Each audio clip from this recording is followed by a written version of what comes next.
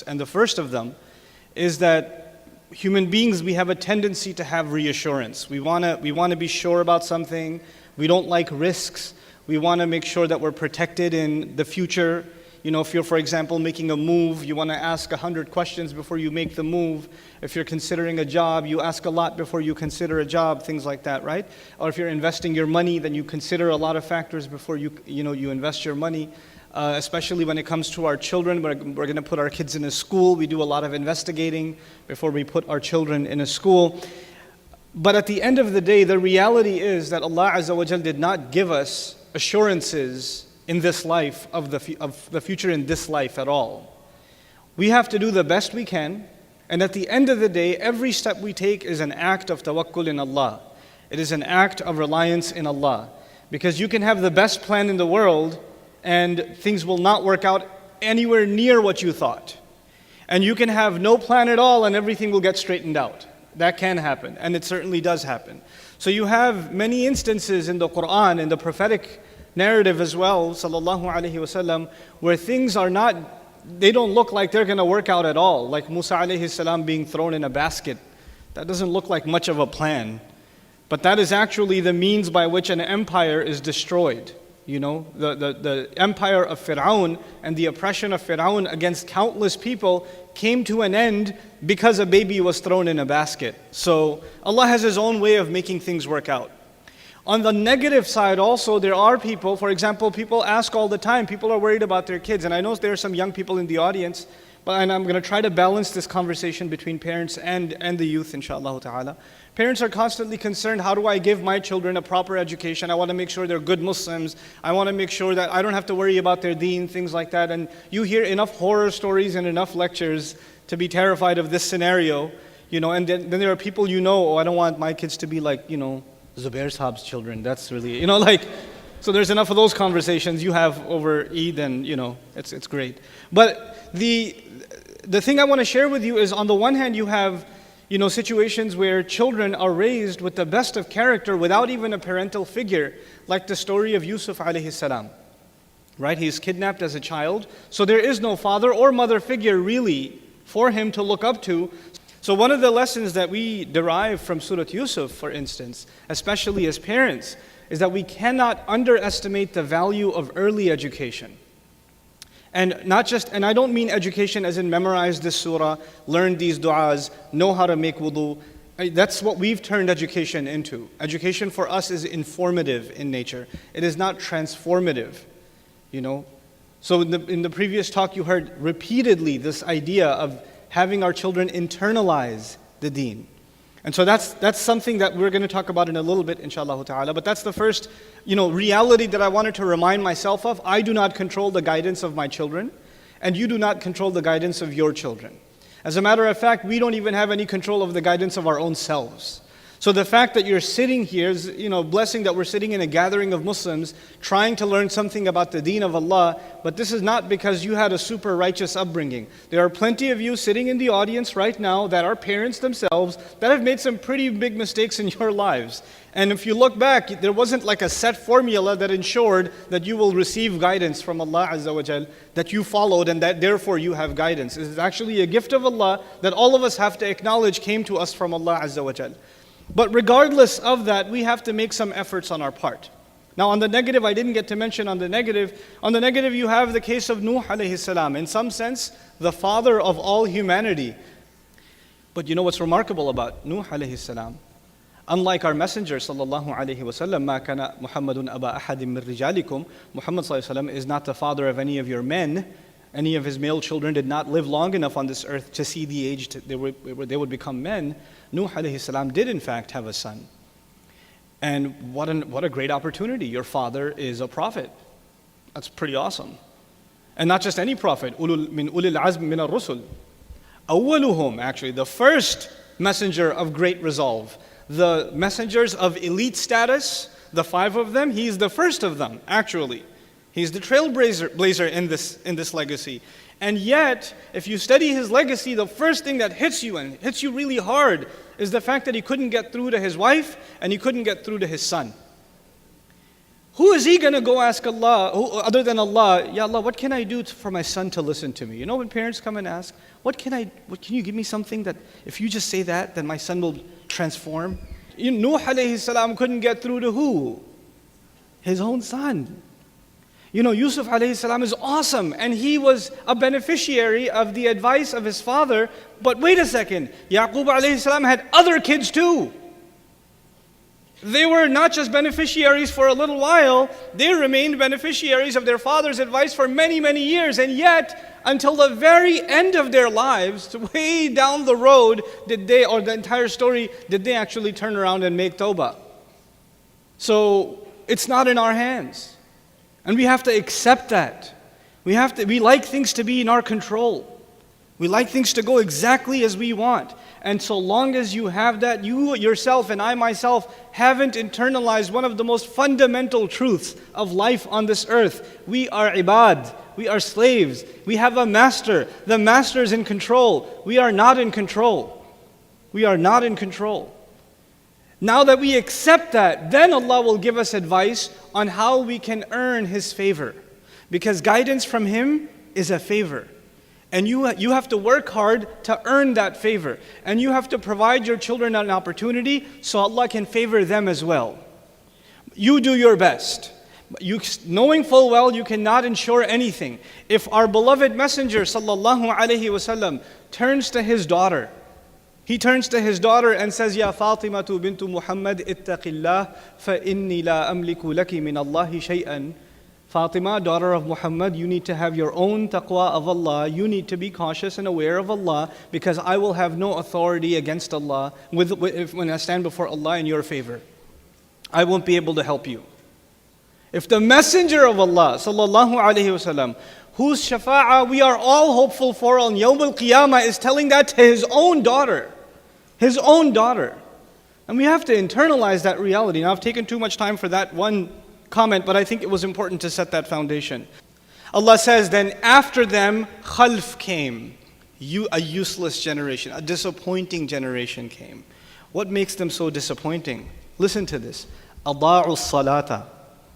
They wasted the prayer. Allah is telling me and you, a nation, a generation has been wasted. They are no good. There's nothing coming from them. And what makes them no good? The first crime, the first tragedy of these people, they wasted the prayer. وَلَمْ يَقُلْ تَرَكُوا الصَّلَاةَ فَقَدُوا الصَّلَاةَ كَانُوا كُسَالَى فِي الصَّلَاةِ لَمْ يُصَلُّوا لَمْ يَقُلْ هَذَا. He did not say they left the prayer. He didn't say they were lazy in the prayer. They didn't say they forgot about the prayer. The language is very precise. He says they wasted the prayer. Now, how do you waste something? How do you waste money? You waste money in a number of ways. Or how do you waste an opportunity? You don't take advantage of it. You waste money if you put it somewhere where it doesn't bring you any benefit. You wasted the money. You had something good, you didn't do something good with it. You wasted your time. You could have done something so much better with your time. In other words, there's something there, but you're not using it the right way. That is also wasting it. So Allah is not necessarily talking about people who don't pray. He's not limiting the conversation to people who don't pray. He's talking about people who don't benefit from their prayer. They don't benefit. They wasted it. The prayer is supposed to transform me. It's supposed to transform you. It's supposed to change something in us. Why is it supposed to change something in us? This is the remarkable eloquence of the Quran. In the previous ayah we learned people heard the ayat of Ar-Rahman. And when they heard the ayat, what happened to them? What happened? They fell into sajda. Tell me what happens in your salah. You stand and you listen to the ayat of Ar-Rahman. And what are the next phase in salah? What's the next phase in every rak'ah, the final phase? You fall into sajda. In other words, what you physically do, you're supposed to experience emotionally as well. You're supposed to be so overwhelmed by the word of Allah that you just fall before Allah. It's supposed to actually not only be a mechanical thing, it's supposed to be a natural consequence of experiencing the word of Allah. As a matter of fact, when you recite the ayat, you should want to go into sajda not because you ate too much or because you're tired, but because these ayat are so powerful that you can't even hold yourself up anymore. You can't even, your knees are wobbling because You're overwhelmed by Allah and you just want to fall. When is sajda described in the Quran? When magicians see the power of Allah of a stick turning into a snake, regular people, they all think it's magic. The magician's got a snake, Musa's got a snake. But the magicians know their industry. So they know that ain't no magic, that's for real. So what do? What happens to them? They fall into sajda. When people of the book come and visit the Rasul of Allah sallallahu, jinns travel a lot. They don't need a passport. Right? So they travel across cultures. They travel across galaxies. I mean, they travel, you know. There are some places where they cannot go, authorized access only, where shihaban rasadan, you know, meteor showers are hit on them, whatever. But they go all over. So you can imagine they're even multilingual. A group of jinn, you know, the jinn were stuck on the earth when the Prophet ﷺ was receiving the Quran. Did you know that? Jinn can travel in the sky, but when the Quran was coming down, the sky was locked down. They couldn't go. Every time they tried to go to their usual hangout spot next to Mars or something, they got shot down. You're like, where's all the security from? Angel security like never before.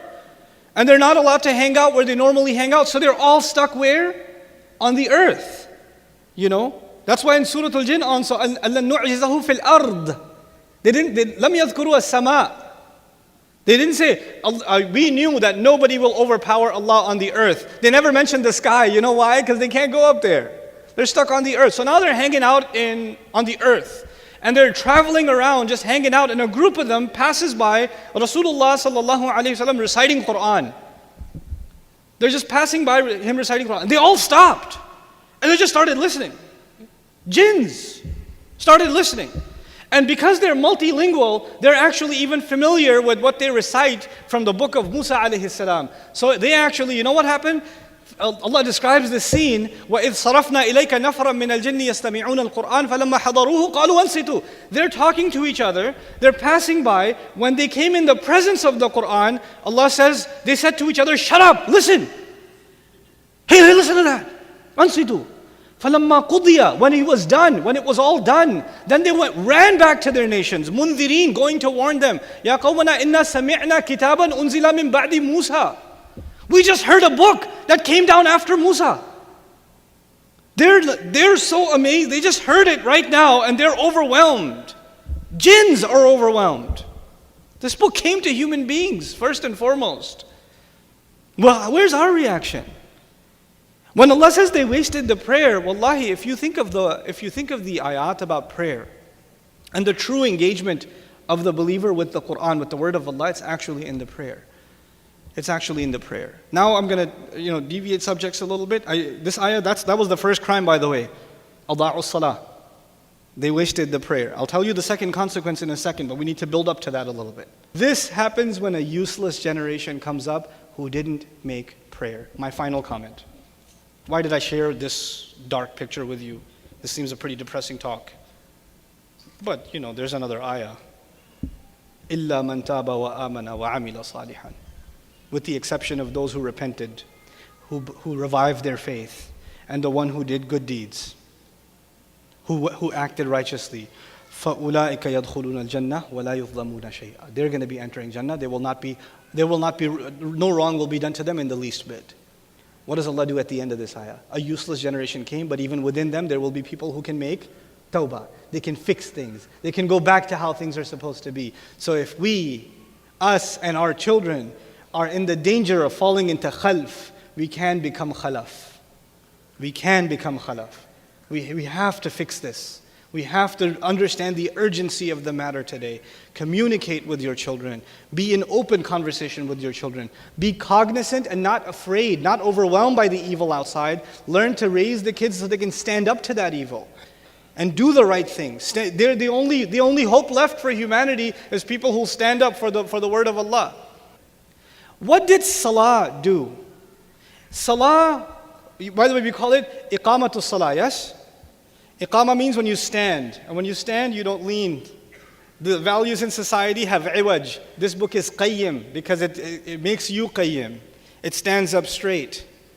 Its values don't budge. Its values don't move. Now that Allah gave us these values, this Quran, look at what happens. They wasted the prayer.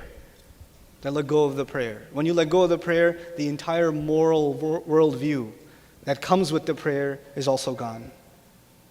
When you waste a prayer, that's what that means. So what's the next part? وَاتَّبَعُوا الشَّهَوَاتِ. They followed desires. What have I just summarized to you? What world are we living in now? The consumer world that we live in now, where the ultimate good is what? Following, obeying your thirst. Just do it. Sound familiar? We're officially becoming a nation of وَاتَّبَعُوا الشَّهَوَاتِ. Follow what the desires, what the shahwa is. Follow desires. And then the final and the worst downfall, فَسَوْفَ يَلْقَوْنَ غَيَّا. Then they will fall into deviation. And ghay literally means a curve or a deviation, which means their values will deviate, and they will deviate more, and they will deviate more, and they will deviate more, until finally the ultimate ghay, the ultimate deviation is when they fall into Jahannam. That's why the tafsir of this ayah, they say, أَمْطَرَتِ السَّمَاءُ نَبَاتًا. The sky rained vegetation. The sky does not rain vegetation. The sky rains water, which leads to vegetation. Here it says they followed deviation. They followed, by the way, al-ghay. I know I'm over my time, but that's okay. Inshallah, they'll forgive me. The first meaning of ghay, al-dalal wal-khayba. Listen to this. The first meaning of ghay is misguidance. So they're misguided. There's no standard for guidance anymore. And second of all, it is disappointment. So they will follow something and it will not give them pleasure. So they'll follow something else and it won't give them pleasure. And they will constantly be disappointed. Suicide rates will go up. People will live miserable lives. Depression will go up. Anxiety will go up. People will have fancy cars, nice clothes. People will have all these things, but they will not be happy. They'll be miserable. They'll be on antidepressants, or they will take loads and loads of drugs because they don't want to face reality, because they're too disappointed. They're in ghay. Then al-ghay means al-fasad, corruption. Things will they're thinking this will make the world a better place. It will become more enjoyable. But the world will become actually only on the surface more enjoyable. The reality of it will be a kind of ugly corruption you can't even imagine. They're going to sell these clothes in the malls at 200, 300, 2,000% profit that are going to be made in factories where people are working like slaves. Even animals shouldn't be treated that way. And if somebody decides to do an investigation on them, well and good. But don't do too much of an investigation because you'll lose your job in Fox or CNN. Fasad will come.